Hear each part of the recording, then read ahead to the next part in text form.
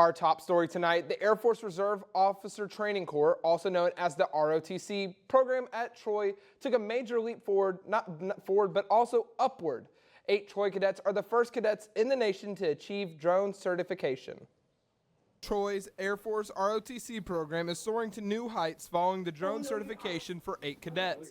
The certification marks a milestone for not only Troy's ROTC program, but also the Air Force as a whole. It's extremely unique as it's a great opportunity for them. They're the first cadets in the nation to actually get this position, the certificate for Air Force ROTC, so it's a huge milestone for that.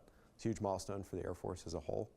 The department's moving more towards the utilization of drones. So to see these cadets be the first ones to step up on behalf of the nation is huge. While the certification means a new pin for their uniforms, it also means a new way for the cadets to gain experience for their future careers.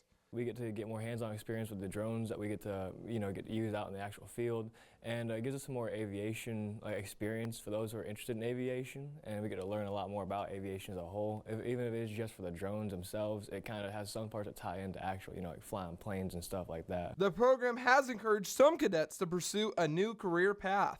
I'd like to go for a pilot slot.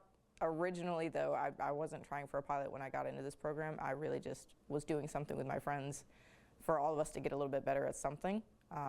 But I really do appreciate how it helped me understand airspaces and FAA regulations. With their achievement, Troy's AF ROTC program is the only detachment to have a drone program.